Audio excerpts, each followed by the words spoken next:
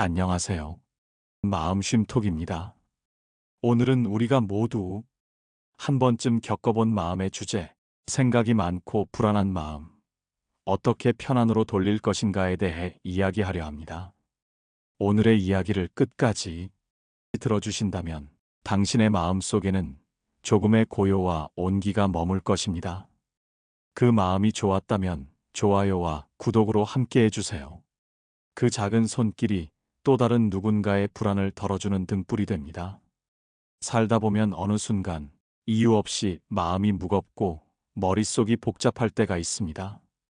아무 일도 일어나지 않았는데도 가슴 한구석이 불안하게 떨리고 생각이 꼬리를 물며 멈추질 않습니다. 젊을 때는 그렇게까지 복잡하지 않았던 마음이 세월이 흐를수록 점점 더 흔들리는 자신을 발견하게 됩니다. 건강이 예전 같지 않다는 생각, 자식의 삶에 대한 걱정, 혹은 노후의 외로움, 인간관계의 거리감. 하나같이 사소해 보이지만 그 작은 불안들이 겹겹이 쌓여 우리의 하루를 무겁게 만듭니다.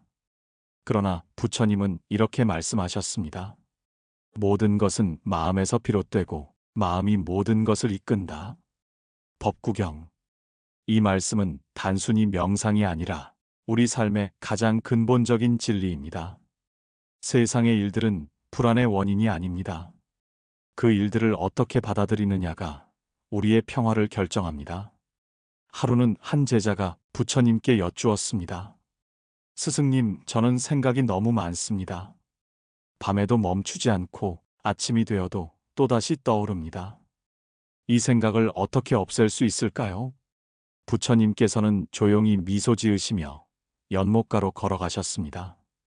그리고 물 위에 돌멩이를 하나 던지셨지요. 잔잔하던 물결 위로 동그란 파문이 번졌습니다. 저 물결을 보아라. 생각이란 저 파문과 같으니라. 그것을 멈추려 할수록 물은 더 흐트러지고 그저 두면 스스로 고요로 돌아가느니라. 생각을 멈추려 애쓸수록 그 생각은 더 힘을 얻습니다. 불안을 없애려는 순간 불안은 더 짙게 우리를 감쌉니다.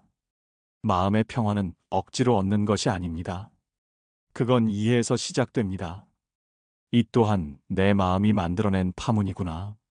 그 사실을 깨닫는 순간 파문은 더 이상 우리를 휘두르지 못합니다. 하늘을 잠시 가린 구름이 하늘을 지워버릴 수 없듯 생각이 마음을 덮을 수는 있어도 그 마음의 본질은 언제나 맑고 푸릅니다. 부처님은 말씀하셨습니다. 마음이 고요하면 세상도 고요하니 마음이 번잡하면 세상 또한 시끄럽다. 아함경. 결국 세상은 우리의 마음을 비추는 거울입니다. 마음이 흔들리면 세상이 흔들리고 마음이 고요하면 세상도 함께 고요해집니다. 우리는 불안을 없애야 한다고 배워왔지만 사실 불안은 없애야 할 적이 아닙니다. 그건 마음이 우리에게 보내는 작은 신호입니다. 지금 내가 너무 멀리 갔다. 너무 많은 걸 짊어지고 있다. 그 신호를 알아차리고 잠시 멈추어 서는 것. 그것이 불안을 다스리는 첫걸음입니다. 불안은 나쁜 것이 아닙니다. 그건 우리 안의 생명력이 아직 깨어 있다는 증거입니다. 무감각보다 불안이 낫습니다. 왜냐하면 불안은 여전히 무언가를 느끼고 바라보고 살아있으려는 마음이기 때문입니다. 오늘부터는 불안을 밀어내지 말고 그 불안을 가만히 바라보세요. 그 감정에 이름을 붙여보세요. 지금 나는 걱정하고 있구나. 지금 나는 두려움을 느끼고 있구나. 그 순간 당신은 이미 불안에서 한 걸음 물러선 것입니다. 부처님은 말씀하셨습니다. 생각을 제어하려 하지 말고 그 생각을 알아차릴 뿐이면 되느니라. 생각을 없애려는 노력보다 그 생각을 보는 눈을 키우는 것, 그것이 수행이고 평화의 시작입니다. 불안은 적이 아닙니다. 그건 잠시 지나가는 바람입니다. 당신의 마음은 여전히 그 아래에서 고요하게 존재하고 있습니다. 오늘 이 순간 그 고요한 마음으로 다시 돌아가 보세요.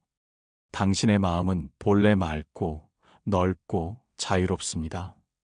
다만 그 사실을 잊고 있을 뿐입니다. 불안한 마음을 다스리는 첫걸음은 없애려는 노력이 아니라 바라보는 연습입니다. 부처님은 말씀하셨습니다. 그대가 무엇을 보고 있든 그 보는 마음을 알아차릴 때 고요가 깃든다. 자바함경. 우리는 평생을 누군가를 위해 무엇인가를 이루기 위해 살아오며 멈추는 법을 잊은 채 살아갑니다.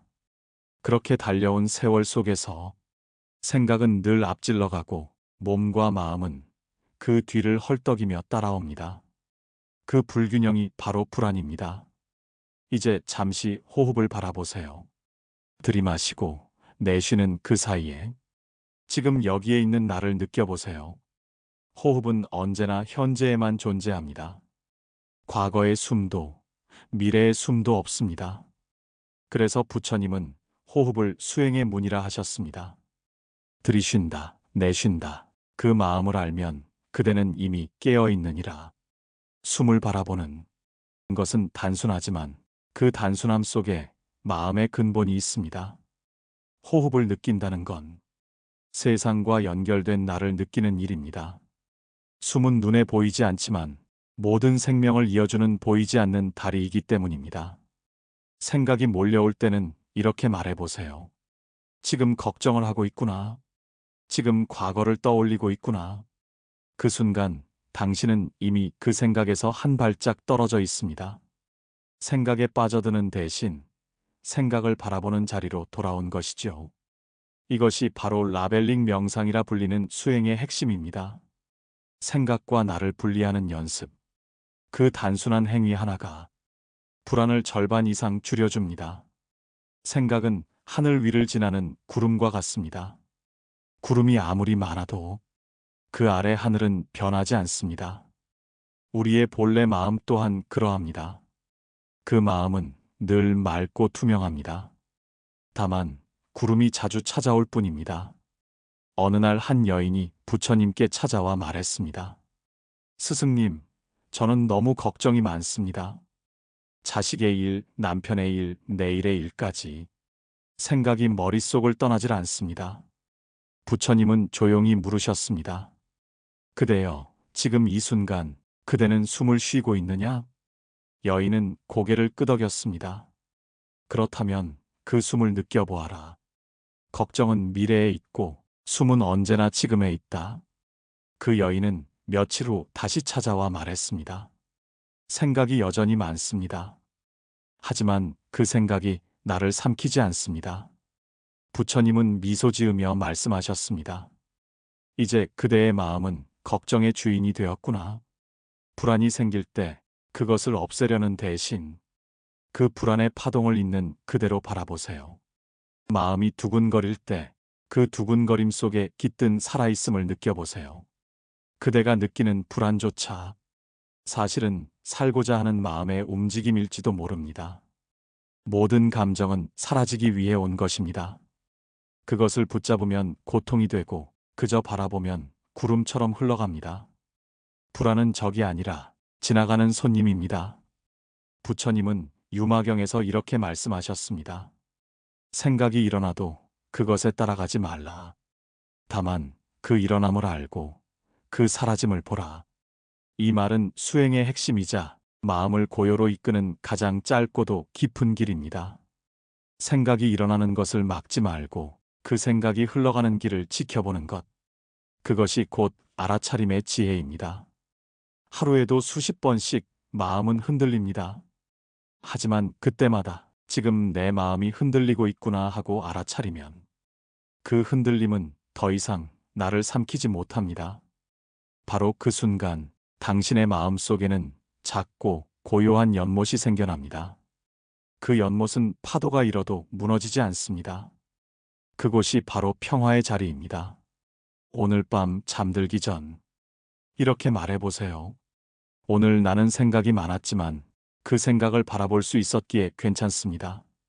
그 문장 하나가 당신의 하루를 바꿀 것입니다. 마음을 다스리는 일은 거창한 수행에서 시작되지 않습니다. 그건 우리가 매일 밥을 짓고 차를 마시고 누군가의 안부를 묻는 작은 순간들 속에서 자라납니다.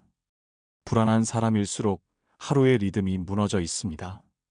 마음이 복잡할수록 시간은 흐트러지고 몸의 습관이 깨질수록 생각은 제멋대로 흔들립니다. 그래서 부처님은 말씀하셨습니다. 마음은 원숭이와 같아 가지에서 가지로 끊임없이 뛰어다니느니라. 그러나 그대가 호흡과 함께 앉으면 그 원숭이도 잠시 숨을 고르느니라. 불안을 잠재우는 가장 쉬운 방법은 하루의 규칙을 단순하게 만드는 것입니다. 아침에는 햇살이 들어올 때 창문을 열고 깊게 들이쉬며 이렇게 속삭이세요. 오늘 하루 나의 마음이 부드럽기를. 그 한마디가 그날의 방향을 결정합니다.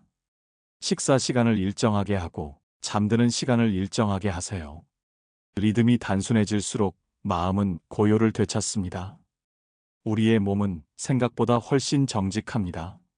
몸이 안정되면 마음은 따라옵니다.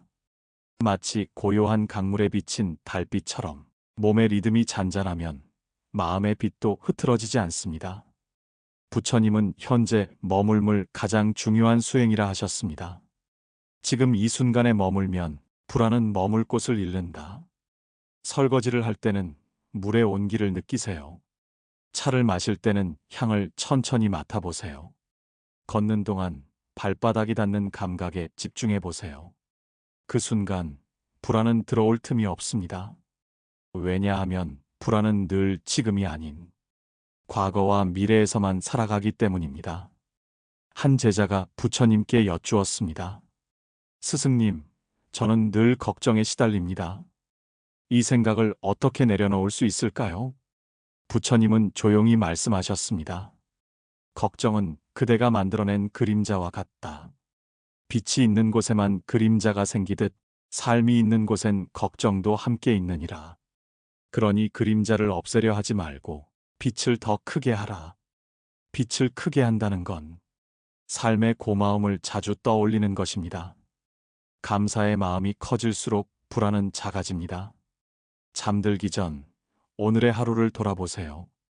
오늘 내가 고마웠던 것은 무엇일까? 작은 것 3가지만 떠올려 보세요. 아침에 따뜻한 국 한 그릇, 친구의 안부 전화, 무사히 지나간 하루. 그 단순한 고마움들이 불안의 자리를 서서히 밀어냅니다. 부처님은 말씀하셨습니다. 감사는 마음의 등불이요, 원망은 마음의 그림자니라. 불안은 어둠 속에서 커지고 감사는 빛 속에서 자랍니다. 그러니 마음이 흔들릴 때마다 고마운 마음 하나를 떠올려 보세요. 그 한 줄기 빛이 당신을 제자리로 이끌 것입니다. 또한 나눔은 불안을 줄이는 가장 강력한 수행입니다. 불안은 마음이 자기 자신에게만 집중될 때 커집니다. 그러나 시선을 바깥으로 돌리면 그 불안은 자연스레 작아집니다.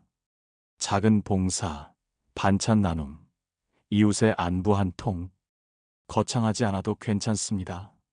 누군가를 위해 따뜻한 마음을 내는 순간 그대의 마음은 이미 부처의 자비와 닿아 있습니다. 부처님은 말씀하셨습니다. 타인을 위하여 등불을 켜면 그 빛은 먼저 그대의 얼굴을 비추느니라. 불안은 자기 안에 갇힌 마음이고 평화는 나눔으로 열린 마음입니다. 일상의 단순함, 감사의 습관, 작은 나눔. 이 3가지가 불안을 고요로 바꾸는 가장 확실한 길입니다. 오늘 밤 창문을 열고 바람을 한번 느껴보세요. 그리고 조용히 마음속으로 속삭이세요. 나는 지금 이 순간을 살고 있다. 그 한마디 안에 당신의 평화가 깃들 것입니다. 불안을 다스리는 길의 다음 걸음은 수용입니다. 수용이란 체념이 아니라 삶을 있는 그대로 바라보는 깊은 이해의 마음입니다. 우리는 늘 이렇게 말하곤 합니다. 왜 나에게 이런 일이 생기는 걸까? 왜 저 사람은 나를 힘들게 할까? 왜 내 마음은 이렇게 약할까? 하지만 부처님은 말씀하셨습니다. 삶은 그대가 바라는 대로 흘러가지 않느니라. 그러나 그 흐름 속에도 깨달음이 있느니라. 세상은 우리가 원하는 대로 움직이지 않습니다. 비가 오면 비를 맞고 바람이 불면 바람을 받아들여야 하듯이 삶도 그러합니다. 어떤 날은 기쁨이 찾아오고 어떤 날은 슬픔이 찾아옵니다. 그 모든 것은 나의 선택이 아니라 세상의 인연이 만들어내는 한편의 흐름입니다. 부처님은 자바함경에서 이렇게 설하셨습니다. 인연 따라 생하고 인연 따라 멸한다. 슬픔도 인연이요 기쁨도 인연이니라. 인연은 억지로 바꿀 수 없습니다. 그저 흐름을 볼 뿐입니다. 그 흐름을 거스르려 할 때 불안과 괴로움이 생겨납니다. 하지만 그 흐름을 수용할 때 비로소 평화가 깃듭니다. 어느 날 한 제자가 부처님께 물었습니다. 세존이시여, 저는 사람들 때문에 괴롭습니다. 그들이 저를 오해하고 저의 진심을 알아주지 않습니다. 이 억울한 마음을 어떻게 해야 합니까? 부처님은 조용히 말씀하셨습니다. 그대는 타인의 눈 속에 자신을 두고 살고 있느냐? 예, 그들의 평가에 늘 흔들립니다. 그렇다면 그대의 평화는 이미 그대의 것이 아니니라. 그 제자는 한참 동안 고개를 떨구었습니다. 부처님은 부드럽게 미소 지으며 말을 이었습니다. 세상의 말은 바람과 같고 그대의 마음은 산과 같아야 하느니라. 그 말 한마디에 제자는 눈을 감고 깊이 호흡했습니다. 그 순간 마음속의 매듭이 조금씩 풀려갔습니다. 수용은 바로 이와 같습니다. 세상을 바꾸려 애쓰는 대신 세상을 바라보는 마음을 바꾸는 일. 그것이 진정한 수행입니다. 수용은 포기가 아니라 이해입니다. 그대가 자신을 탓하던 그 마음, 타인을 원망하던 그 마음을 그저 이것 또한 나의 일부이구나 하고 바라보는 것. 그 순간 마음은 부드러워집니다. 불안한 사람일수록 완벽을 원합니다. 실수를 두려워하고 부족함을 견디지 못합니다. 그러나 부처님은 말씀하셨습니다. 세상에 완전한 것은 없느니라. 그러나 그 불완전함이 바로 완전의 그림자이니라. 삶의 결이 매끄럽지 않아도 괜찮습니다. 삶은 울퉁불퉁한 돌길 위를 걷는 여정입니다. 그 거친 길이 당신의 발을 단단하게 만들고 그 상처가 마음의 깊이를 더해줍니다. 용서 또한 수용의 한 형태입니다. 용서란 누군가의 잘못을 잊는 것이 아니라 그 잘못에 매여 있던 나 자신을 풀어주는 일입니다. 미움은 내 마음에 불을 놓는 일이고 용서는 그 불 위에 물을 붓는 일입니다. 부처님은 말씀하셨습니다. 미움은 미움으로 사라지지 않고 오직 자비로써 사라지느니라. 법구경. 용서란 결국 자신을 위한 수행입니다. 남을 위한 것이 아니라 내 마음의 평화를 위한 선택입니다. 그대가 용서하는 순간 그대의 불안 또한 함께 풀려납니다. 삶은 완전하지 않습니다. 하지만 그 불완전함 속에서 우리는 자랍니다. 시련이 없다면 연민을 배우지 못하고 실수가 없다면 겸손을 배우지 못합니다. 그러니 불안과 후회조차 우리의 스승으로 받아들이세요. 그 모든 것이 결국 나를 단단하게 만들기 위한 인연입니다. 오늘 하루를 마무리하며 이렇게 속삭여 보세요. 나는 나의 부족함을 받아들입니다. 나는 나의 과거를 용서합니다. 나는 오늘의 나로 충분합니다. 그 문장 하나가 당신의 마음에 잔잔한 평화를 안겨줄 것입니다. 수용과 용서는 결국 자기 자신을 끌어안는 일입니다. 그리고 그 품 안에서 불안은 더 이상 머물지 못할 것입니다. 우리는 종종 세상을 용서하려 노력하지만 정작 가장 용서하지 못하는 존재는 자기 자신입니다. 타인의 잘못은 잊어도 자신의 실수는 오래 마음에 남습니다. 그때마다 마음은 스스로를 괴롭히며 속삭입니다. 나는 왜 그렇게밖에 하지 못했을까? 조금만 더 참았더라면, 조금만 더 현명했더라면. 하지만 부처님은 말씀하셨습니다. 그대가 자신을 사랑하지 않으면 그 누구도 진정으로 사랑할 수 없느니라. 증이라 함경. 자기 자신에게 자비를 베푸는 일은 결코 나약함이 아닙니다. 그건 마음의 상처를 꿰매는 가장 높은 지혜의 행위입니다. 불안을 품고 있는 자신을 꾸짖지 말고 그 불안을 느끼는 자신에게 괜찮다라고 속삭이는 것. 그것이 수행의 또 다른 시작입니다. 부처님은 제자 아난에게 이렇게 말씀하셨습니다. 그대의 마음을 가장 먼저 향해야 할 대상은 바로 그대 자신이니라. 그 이유는 간단합니다.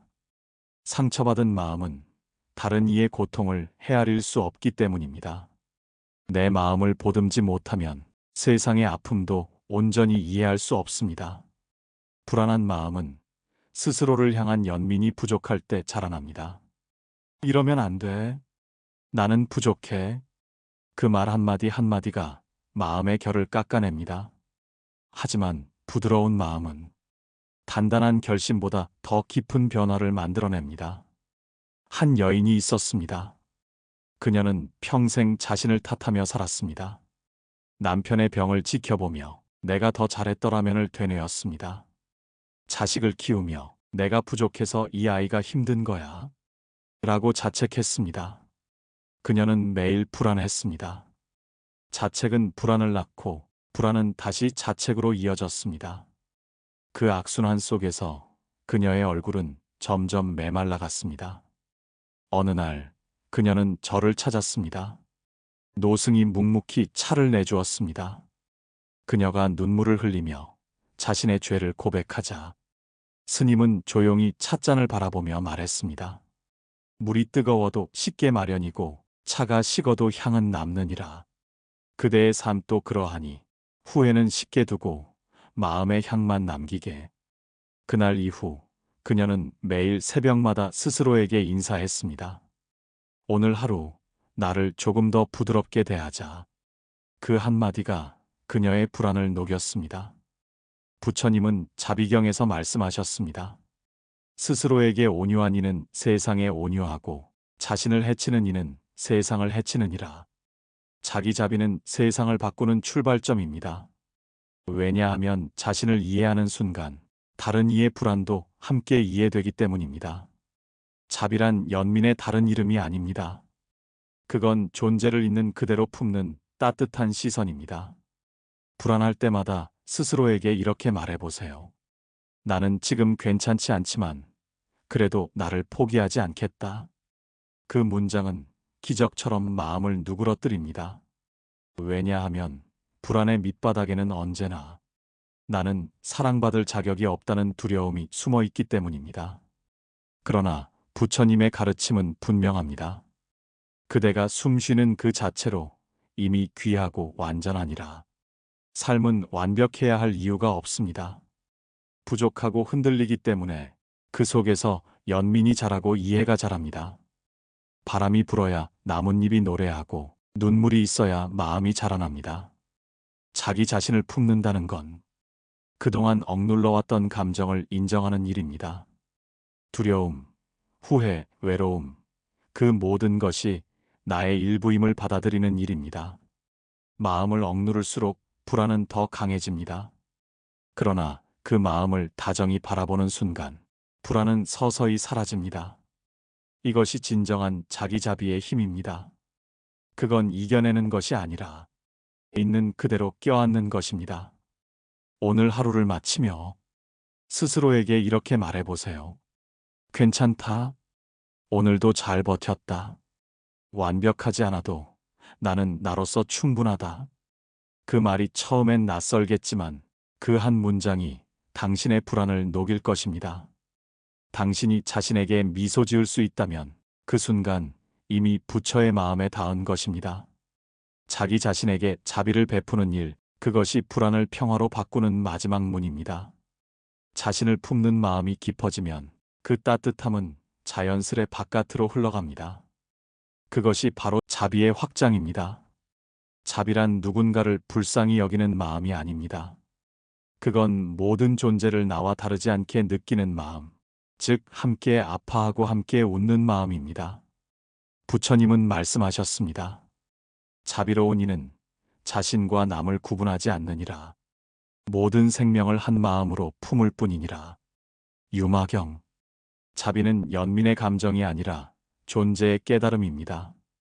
세상에 나 혼자 존재하지 않는다는 사실, 누군가의 슬픔이 나의 평화와 이어져 있고 누군가의 기쁨이 나의 행복에 닿아 있다는 통찰입니다. 한 제자가 부처님께 여쭈었습니다. 세존이시여, 왜 자비로운 사람은 불안이 없습니까? 부처님은 미소로 답하셨습니다. 불안은 나와 세상을 분리할 때 생기느니라. 그러나 자비는 그 경계를 허무느니라. 그대가 모든 존재를 나와 하나로 볼 때 불안은 머물 곳이 없느니라. 자비의 눈으로 세상을 보면 모든 생명이 서로를 비추는 거울처럼 느껴집니다. 한 송이 꽃이 피면 공기가 맑아지고 한 사람의 미소가 또 다른 이의 하루를 바꿉니다. 누군가가 고통 속에서 벗어나면 그 파동이 세상 전체를 밝힙니다. 그렇기에 부처님은 말씀하셨습니다. 그대가 한 사람을 평화롭게 하면 온 세상이 그 평화로 채워지느니라. 법구경.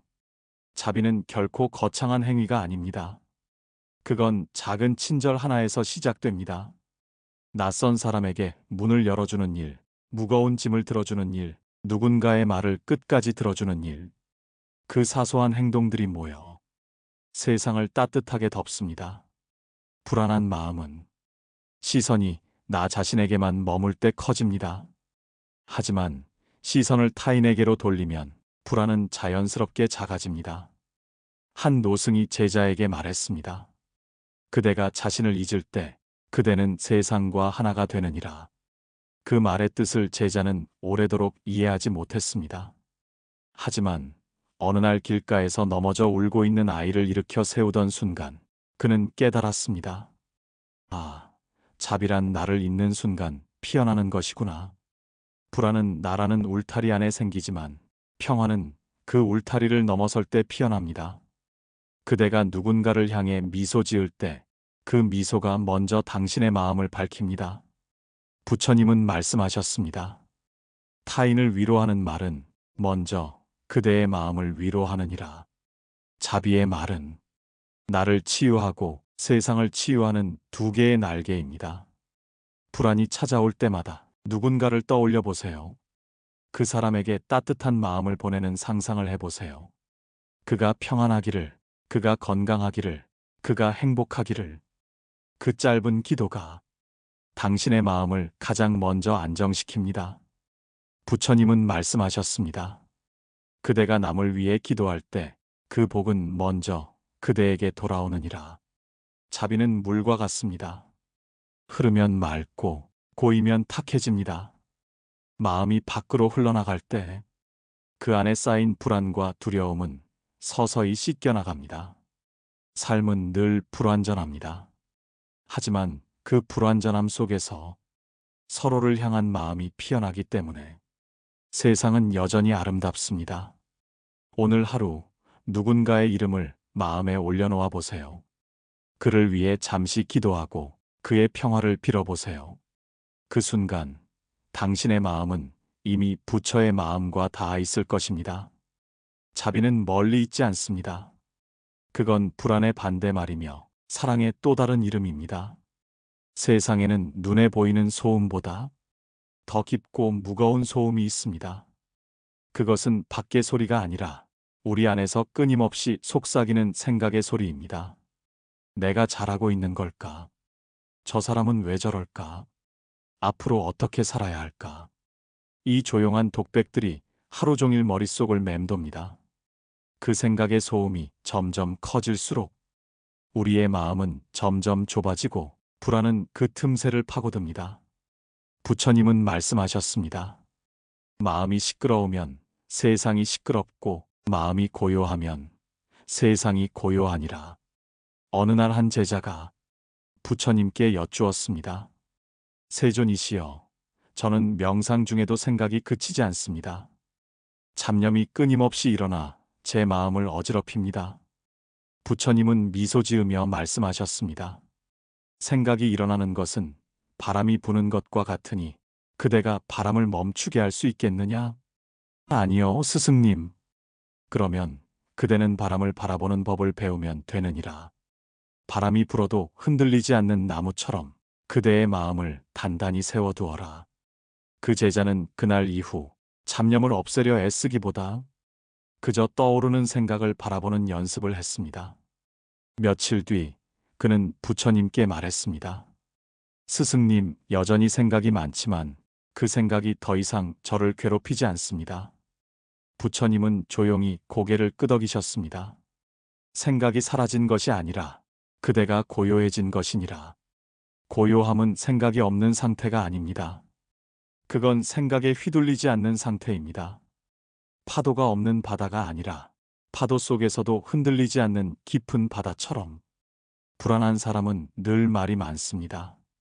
그 말은 스스로를 안심시키려는 일종의 방패이기도 합니다. 그러나 부처님은 이렇게 말씀하셨습니다. 많이 말하는 것이 지혜가 아니요 고요히 아는 자가 참으로 지혜로운 이니라. 고요한 사람은 말하지 않아도 마음이 전해집니다. 그의 눈빛은 부드럽고 그의 침묵은 따뜻합니다. 그는 말하지 않아도 사람들의 마음을 편안하게 만듭니다. 침묵은 비움이 아니라 충만입니다.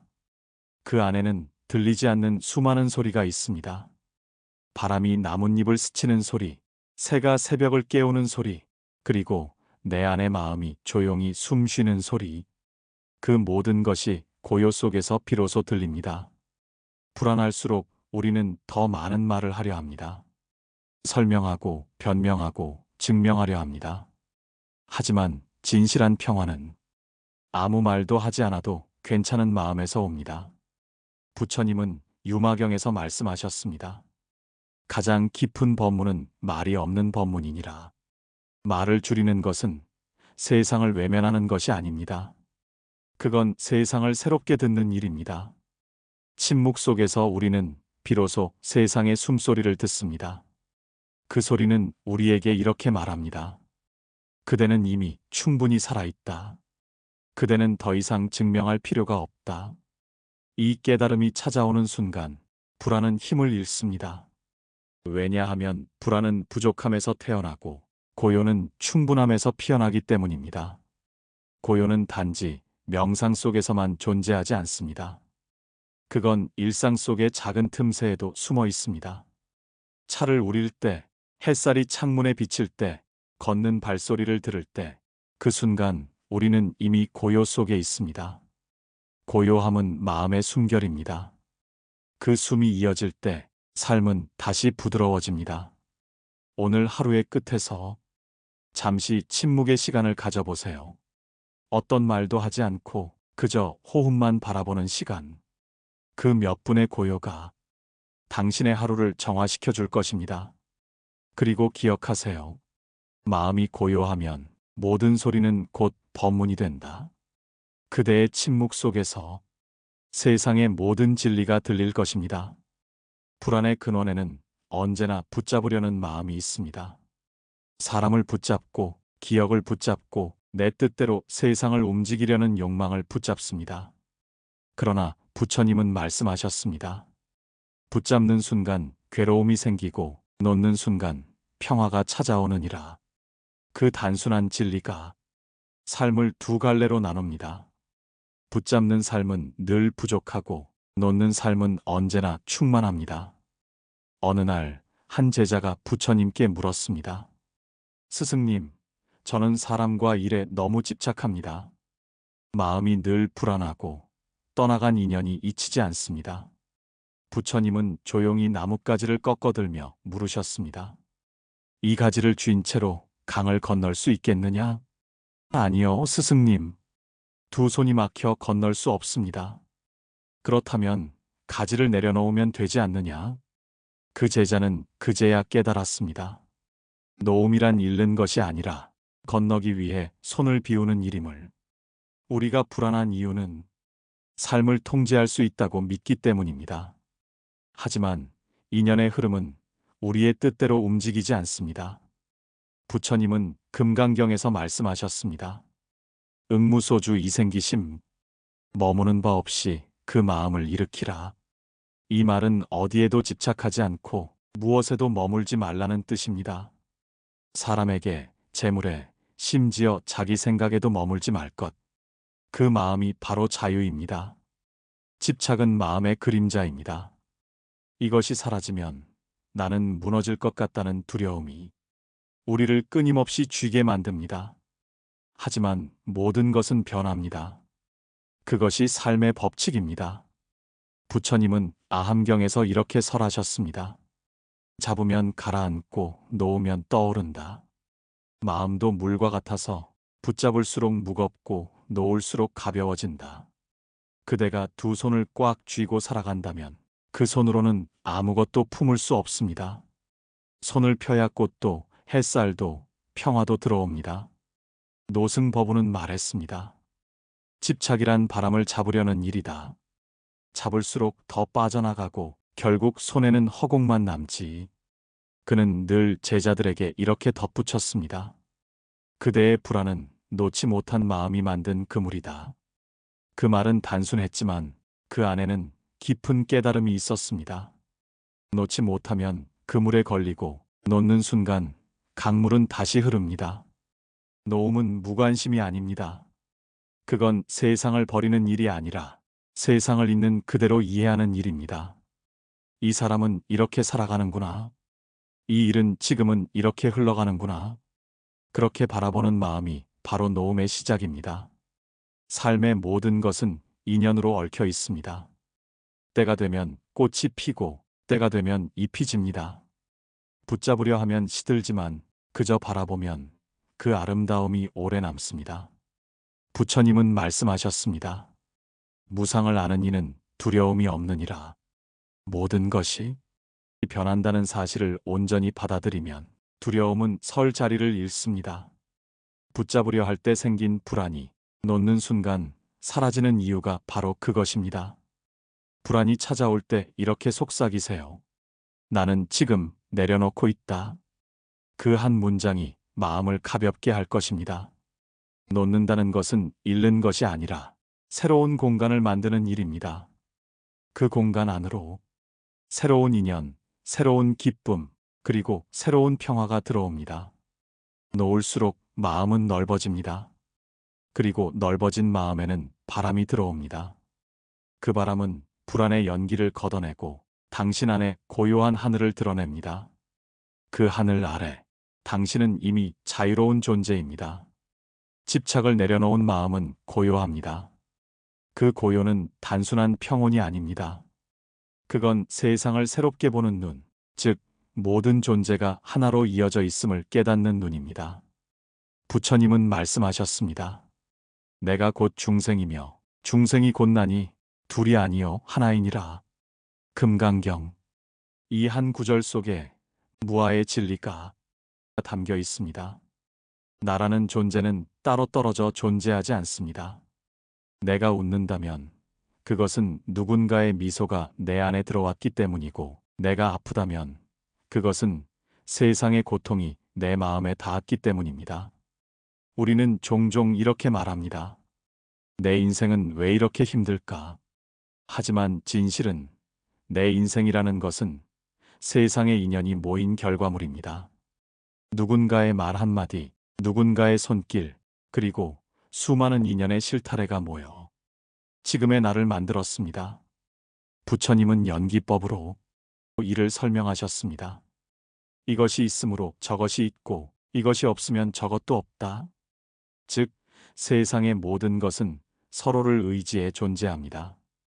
꽃이 피기 위해선 햇살이 필요하고, 햇살은 하늘이 있어야 비추며 하늘은 바다의 증발이 있어야 맑아집니다.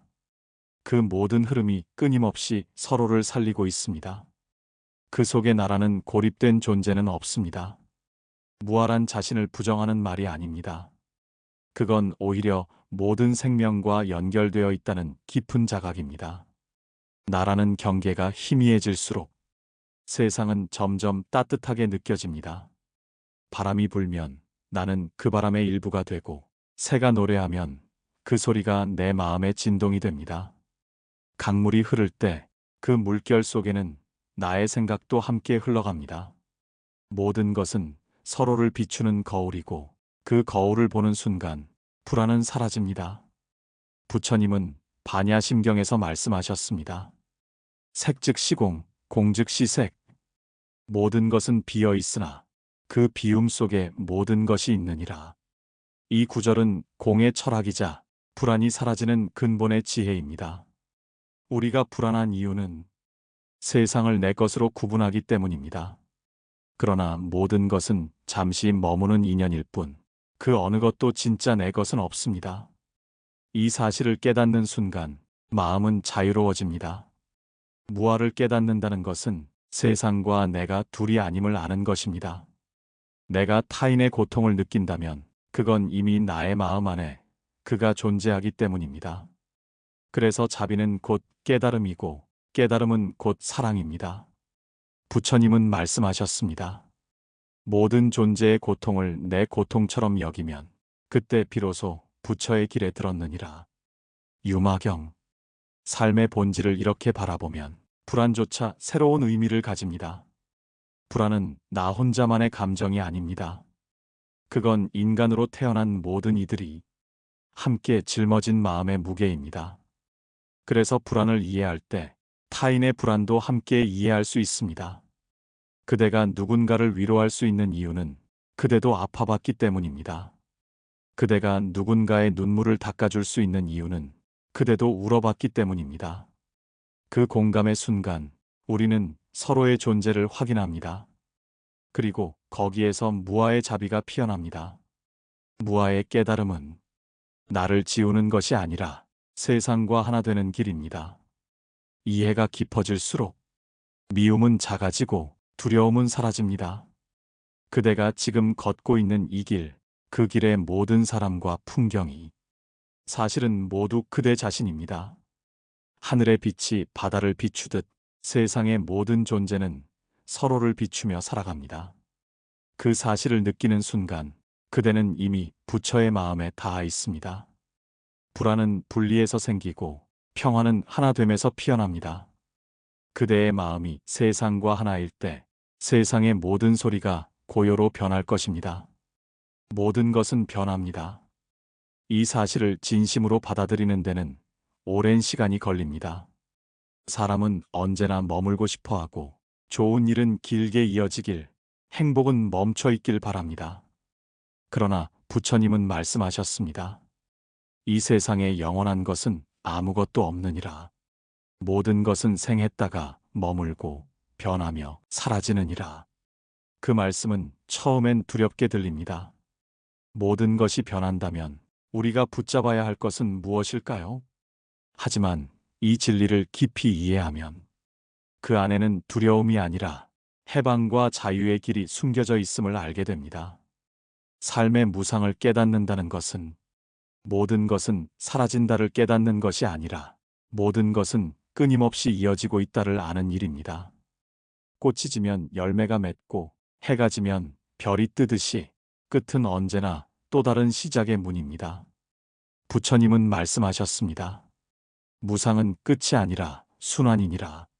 사라짐 속에 새로움이 숨는다. 한 노승이 제자에게 물었습니다. 그대는 이 꽃이 왜 아름다운지 아느냐? 제자는 대답했습니다. 그저 향이 좋고 색이 고와서입니다.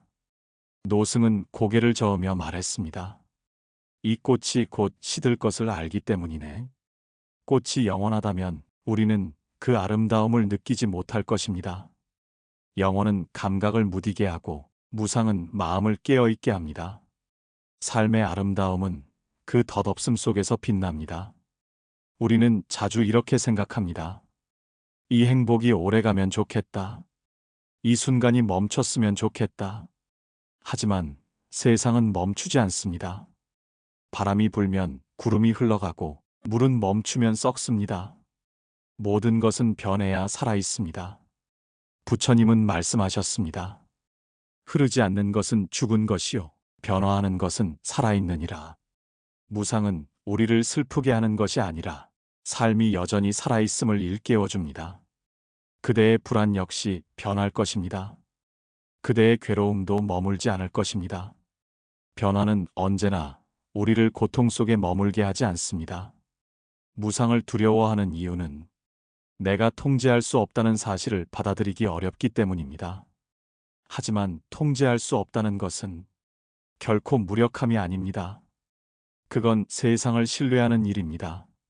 봄이 오면 꽃이 피고 겨울이 오면 눈이 내리듯 삶은 언제나 자기 자리를 찾아갑니다. 그 흐름을 믿는 것이 불안을 이기는 가장 큰 지혜입니다. 부처님은 대반열반경에서 말씀하셨습니다. 모든 것은 변하지만 변하지 않는 법이 하나 있으니 그것은 변한다는 사실이니라. 이 말은 역설처럼 들리지만 그 안에 절대의 진리가 있습니다. 우리가 변화를 거부하지 않을 때 변화는 고통이 아니라 성장의 과정이 됩니다. 삶의 시련도 결국 변합니다. 오늘의 아픔이 내일은 누군가를 이해하게 만들고 오늘의 눈물이 내일은 마음의 향기로 남습니다. 무상은 우리를 약하게 만드는 것이 아니라 우리 마음을 단단하게 다듬습니다. 삶은 늘 흘러가고 있습니다. 불안한 마음으로 그 흐름을 붙잡으려 하지 마세요. 그저 그 흐름에 자신을 맡겨보세요. 강물은 언제나 바다를 향해 흘러가듯 당신의 삶 또한 평화를 향해 흐르고 있습니다. 오늘의 변화가 두렵더라도 그 변화가 당신을 더 깊은 자리로 이끌 것입니다. 부처님은 말씀하셨습니다. 무상을 아는 자는 삶을 다투지 않고 흐름을 따라 미소 짓느니라. 세월은 우리에게서 많은 것을 가져가지만 그 대신 지혜와 평온을 남겨줍니다. 젊은 날의 열정이 사라지면 그 자리에 온유함이 피어납니다. 욕심이 줄면 감사가 늘고 슬픔이 지나면 연민이 자랍니다. 이 모든 변화가 바로 무상의 선물입니다. 오늘 밤 이렇게 마음속으로 되뇌어 보세요. 모든 것은 변하지만 그 변화 속에 나는 여전히 살아있다.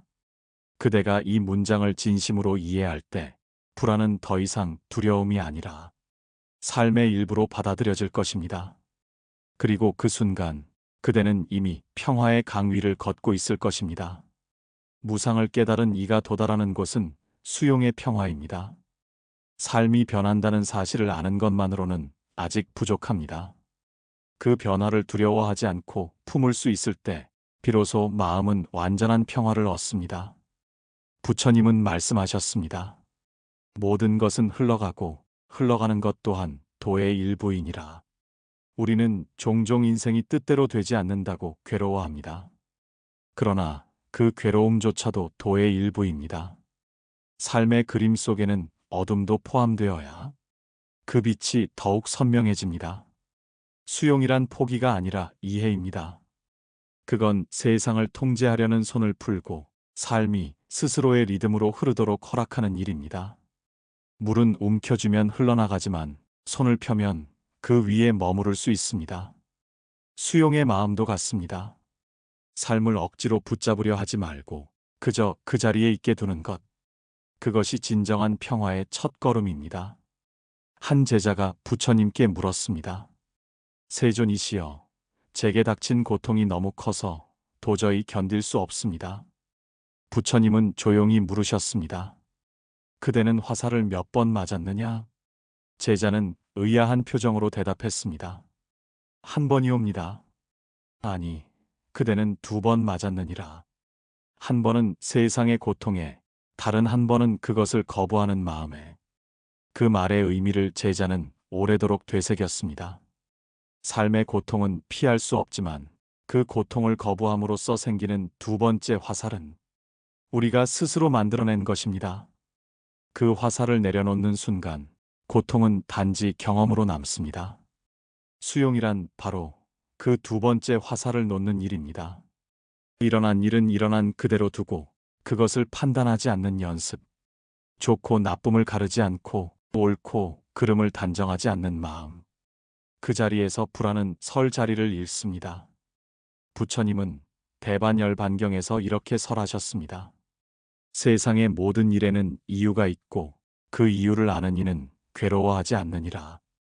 이 세상에 일어나는 일들은 모두 인연의 결과일 뿐입니다. 그 인연이 완성되면 사라지고 또 다른 인연이 그 자리를 채웁니다. 그러니 그 어떤 순간도 헛되지 않습니다. 삶은 불완전하게 보이지만 그 불완전함조차 완전함의 일부입니다. 산의 높이가 있기 때문에 계곡의 깊이가 존재하고 고통이 있기 때문에 기쁨의 의미가 빛납니다. 우리가 삶을 완벽히 이해하지 못하는 건 아직 그림의 한쪽 면만 보고 있기 때문입니다. 그림의 전체를 본다면 모든 선과 색이 제자리에 있음을 깨닫게 됩니다. 불안은 삶의 일부분을 거부할 때 생깁니다. 이건 없어야 해. 이건 나에게 일어나선 안 돼. 그 생각이 불안을 키웁니다. 그러나 마음이 이것 또한 내 삶의 일부이구나 라고 말하는 순간 불안은 부드럽게 사라집니다. 수용은 현실을 바꾸지 않지만 현실을 바라보는 우리의 시선을 바꿉니다. 그 시선이 바뀌면 삶의 의미가 새로워집니다. 어느 날 노승이 제자에게 물었습니다. 그대는 바다의 파도를 본 적이 있느냐? 예, 스승님. 그 파도는 왜 일어나느냐? 바람 때문입니다.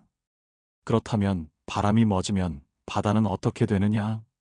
다시 잔잔해집니다. 그렇다. 마음도 그러하니라. 고통의 바람이 불 때 그 바람을 없애려 애쓰지 말고 그저 멎을 때까지 기다리세요. 그 인내가 바로 수용이며 그 기다림 속에서 평화가 자랍니다. 오늘 하루 마음이 불편하고 일이 어긋나더라도 그 모든 것을 있는 그대로 두세요. 이것 또한 지나갈 것이다. 이 순간도 나를 단단하게 만들 것이다. 그 한 문장이 당신의 불안을 잠재우는 가장 큰 위로가 될 것입니다. 부처님은 말씀하셨습니다. 있는 그대로를 보라. 그러면 세상은 고요해진다. 삶의 모든 순간을 거부하지 않고 품을 때 그대는 이미 평화의 문 안에 들어서 있습니다. 불안한 마음이 잠잠해지기 시작할 때 그 자리에 천천히 스며드는 것이 있습니다. 그건 바로 감사입니다. 감사는 단지 고마워해야지 하는 생각이 아닙니다. 그건 존재의 근원에 닿는 깨어있음의 마음입니다. 부처님은 말씀하셨습니다. 작은 복을 알아보는 자는 큰 복을 이루느니라. 불안은 부족함에서 피어나고 감사는 이미 있음을 깨닫는 데서 시작됩니다. 감사하는 순간 마음의 초점이 결핍에서 존재로 옮겨갑니다. 그 순간 세상의 색이 달라집니다. 감사란 거창한 일이 아닙니다. 그건 숨을 들이쉴 수 있음에, 이 새벽 공기가 아직 따뜻함에, 내 곁에 누군가가 오늘도 살아있음에, 눈을 뜨는 마음입니다. 한 그릇의 밥, 한 잔의 차, 그 소박한 일상 속에도 기적이 숨어 있습니다. 그러나 마음이 불안할 때 우리는 그 기적을 보지 못합니다.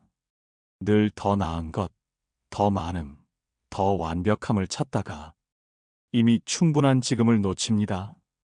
감사란 멈춤입니다. 그 멈춤 속에서 마음이 고요해집니다. 그 고요가 불안을 잠재웁니다. 부처님은 말씀하셨습니다. 감사하는 마음은 곧 평화의 문이니 그것을 여는 이는 세상의 주인이 되느니라. 감사는 세상을 바꾸는 힘이 있습니다. 왜냐하면 감사는 판단을 멈추게 하기 때문입니다. 좋고 나쁨을 따지지 않고 지금 있음에 고개를 숙이는 마음. 그 마음이야말로 가장 깊은 수행입니다. 감사의 마음으로 세상을 바라보면 불완전함마저 완전하게 보입니다. 흠집이 있는 컵은 손의 온기를 더 잘 전하고 구부러진 나무는 바람을 더 유연하게 받습니다. 삶의 모난 부분이 오히려 우리에게 부드러움을 가르칩니다. 밤이 찾아오면 이렇게 속삭이세요. 오늘도 살아있음에 감사합니다. 오늘도 내 마음이 아직 따뜻함에 감사합니다. 그 짧은 문장이 하루 종일 쌓인 불안을 녹입니다. 감사는 생각이 아니라 향기입니다. 그 향기는 말없이 퍼져 자신과 타인의 마음을 함께 감쌉니다. 그 향기를 품은 이의 얼굴에는 설명할 수 없는 평온이 깃듭니다. 감사는 불안을 치유하는 가장 부드러운 불빛입니다. 그 빛 아래에서 우리의 마음은 다시 평화를 배웁니다.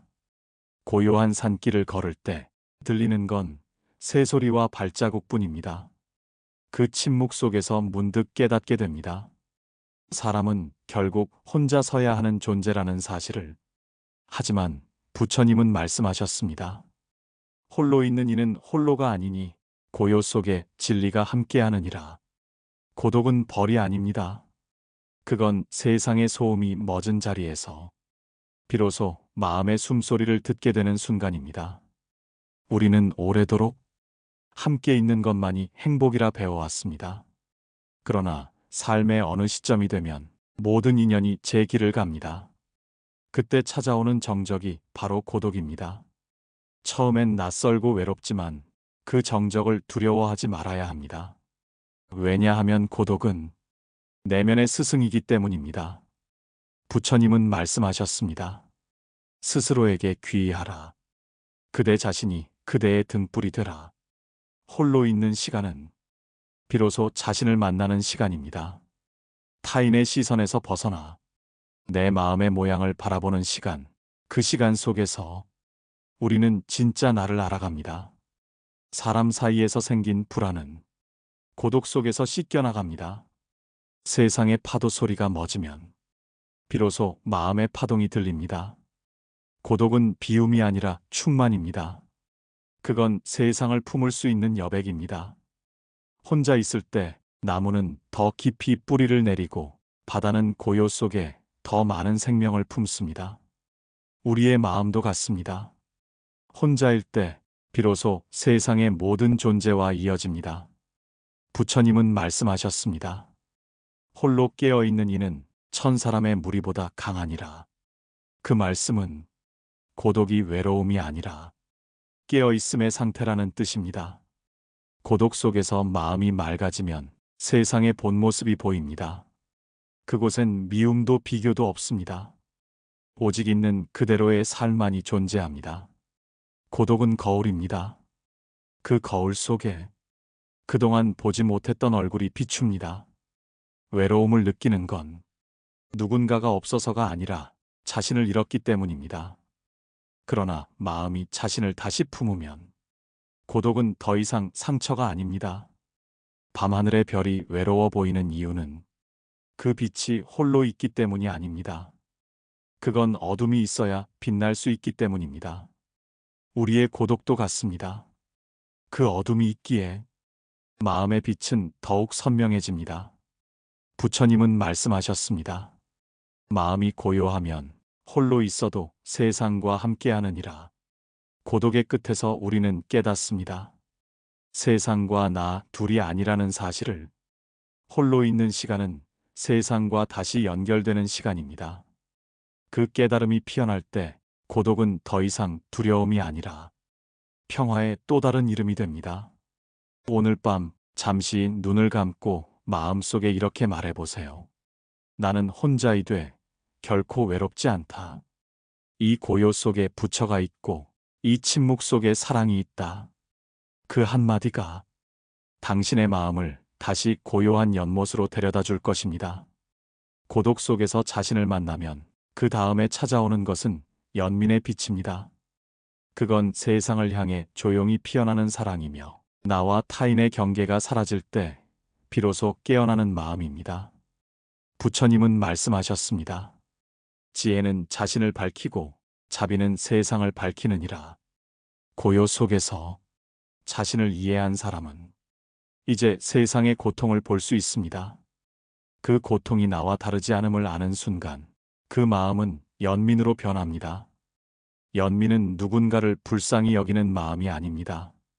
그건 모든 존재가 같은 바람을 맞고 있음을 아는 마음입니다. 누군가의 눈물 속에 나의 그림자가 비치고 누군가의 웃음 속에도 내 마음의 기쁨이 스며 있습니다. 이 세상에 완전히 분리된 고통은 없습니다. 모든 것은 서로의 숨결을 나누며 이어져 있습니다. 부처님은 화엄경에서 말씀하셨습니다.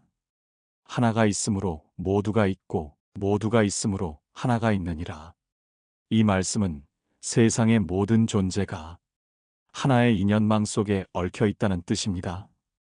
그러므로 그대가 평화롭다면 그 평화는 세상으로 번지고 그대가 불안하다면 그 불안 또한 세상에 스며듭니다. 연민은 그 사실을 아는 지혜입니다. 연민의 마음은 세상을 고치려 들지 않습니다. 그저 세상을 품으려 합니다. 바람이 불면 가지를 흔들되 뿌리를 뽑지 않는 나무처럼 연민은 세상의 아픔을 바꾸려 하지 않고 그 아픔이 스스로 흘러가도록 품어줍니다. 부처님은 자비경에서 말씀하셨습니다. 자비로운 이는 세상을 구원하지 않고 세상을 안아주느니라. 그 품 안에서 세상은 저절로 치유됩니다. 왜냐하면 사랑은 강요로 피어나지 않고 이해에서 자라나기 때문입니다. 연민은 깊은 이해의 열매입니다. 지혜는 세상을 있는 그대로 보는 눈을 열고, 연민은 그 눈으로 세상을 부드럽게 감싸줍니다. 그래서 부처님은 말씀하셨습니다. 자비 없는 지혜는 메말라 있고, 지혜 없는 자비는 길을 잃는다. 지혜가 연민으로 이어질 때 비로소 마음은 완전한 평화에 이릅니다. 불안은 자신에게만 시선이 머물 때 자라납니다. 하지만 연민은 시선을 밖으로 세상을 향해 확장시킵니다. 그 확장 속에서 마음은 부드러워지고 자신의 고통조차 작아집니다. 그대가 타인의 슬픔을 느낄 때 그대의 마음이 먼저 치유됩니다. 누군가를 위로하는 말은 먼저 그대의 영혼을 따뜻하게 합니다. 부처님은 말씀하셨습니다. 타인을 위해 등불을 켜면 그 빛은 먼저 그대의 길을 밝히느니라. 연민이란 바로 그 등불입니다. 그 불빛은 세상의 어둠을 없애지 않지만 그대의 마음을 밝히고 그 밝음이 다시 세상으로 번집니다. 세상을 연민으로 바라보면 모든 것이 조금씩 달라집니다. 미움은 이해로 바뀌고 두려움은 부드러운 신뢰로 녹습니다. 그때 우리는 깨닫습니다. 세상을 바꾸는 힘은 사랑이 아니라 이해라는 것을. 오늘 하루 그대가 만나는 모든 이가 평안하기를, 그들의 마음이 가벼워지기를, 그들의 길이 밝아지기를. 조용히 마음속으로 기도해 보세요. 그 기도가 닿는 순간 그대의 마음이 먼저 평화로워질 것입니다. 연민은 수행의 끝이 아니라 수행의 새로운 시작입니다. 자신의 고통을 넘어 세상의 고통과 함께 숨쉬는 마음, 그 마음이야말로 부처의 마음이자 진정한 평화의 문입니다. 모든 수행은 결국 한 곳으로 향합니다. 그 길의 이름은 평화, 곧 편안이라 불립니다. 우리는 평생을 불안 속에서 헤맵니다. 무언가를 이루려 하고 사람에게 인정받으려 하며 삶을 내 뜻대로 움직이려 애씁니다. 그러나 그 모든 여정의 끝에서 부처님은 조용히 말씀하십니다. 마음이 고요하면 모든 괴로움이 사라지고 마음이 밝으면 모든 길이 열리느니라. 그 말씀은 멀리 있는 가르침이 아닙니다. 그건 우리 삶의 매 순간 속에 숨어 있습니다. 그대가 한숨을 고르고 누군가에게 미소를 지을 때 그때 이미 평화는 그대 안에 머물고 있습니다. 삶의 모든 고통은 사실 내가 어떻게 되어야 한다는 생각에서 비롯됩니다. 그러나 마음이 조금만 느슨해지면 그 생각은 바람처럼 흩어집니다. 그 자리에 남는 것은 단 하나, 지금 이 순간의 존재입니다. 부처님은 금강경에서 말씀하셨습니다. 응무소주 이생기심, 머무는 바 없이 그 마음을 일으키라. 그대의 평화는 머무름 속에 있지 않습니다. 그건 끊임없이 흘러가는 삶 속에서 멈추지 않으면서도 흔들리지 않는 자리에서 피어납니다. 평화는 어떤 특별한 상태가 아닙니다. 그건 아무 일 없는 날의 단조로움 속에 있고 별일 없는 하루의 고요 속에 있습니다. 사람은 종종 큰 깨달음을 원하지만 진짜 깨달음은 작고 잔잔한 일상 속에서 옵니다. 하루를 무사히 마친 저녁, 누군가의 안부를 걱정하는 마음, 내일의 태양이 다시 떠오를 것이라 믿는 단순한 신뢰. 그 모든 것이 평화의 형태입니다. 부처님은 말씀하셨습니다. 자신을 다스린 이는 세상을 다스린 이와 같고 마음이 평화로운 이는 이미 부처이니라. 이제 그대는 알게 되었을 것입니다. 평화는 세상이 주는 것이 아니라 스스로 깨어있는 마음이 만들어내는 것임을. 세상이 요동쳐도 그대의 중심이 고요하다면 그대는 이미 수행을 마친 이입니다. 평화는 목표가 아니라 존재의 상태, 그대가 본래부터 지니고 있던 본성입니다. 불안은 사라지는 것이 아니라 이제 더 이상 그대를 흔들 수 없습니다. 그건 단지 구름이 지나가는 듯한 현상일 뿐, 하늘의 본질은 언제나 푸르릅니다. 그 하늘이 바로 그대의 마음입니다.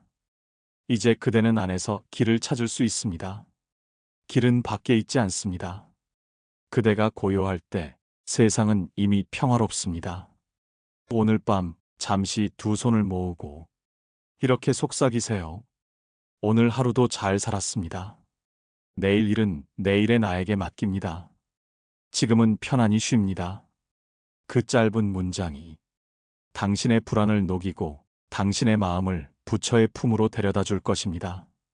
모든 시작에는 두려움이 있고 모든 끝에는 깨달음이 있습니다. 그대의 불안은 잘못이 아니었습니다. 그건 마음이 깨어나기 위한 문이었습니다. 고통은 닫힌 길이 아니라 평화로 들어가는 입구였습니다. 부처님은 마지막으로 이렇게 말씀하셨습니다. 스스로의 마음을 비추라. 그 빛이 세상을 비출 것이다. 이제 그대는 알게 될 것입니다. 평화란 결코 멀리 있지 않다는 것을. 그건 바로 지금 이 숨결과 함께 피어나는 고요한 빛인 것입니다. 오늘의 법문이 그대의 밤을 감싸고 내일의 새벽을 밝히길 바랍니다. 좋아요와 구독은 지혜의 등불을 이어가는 따뜻한 인연이 됩니다. 마음쉼톡이었습니다. 감사합니다. 고맙습니다.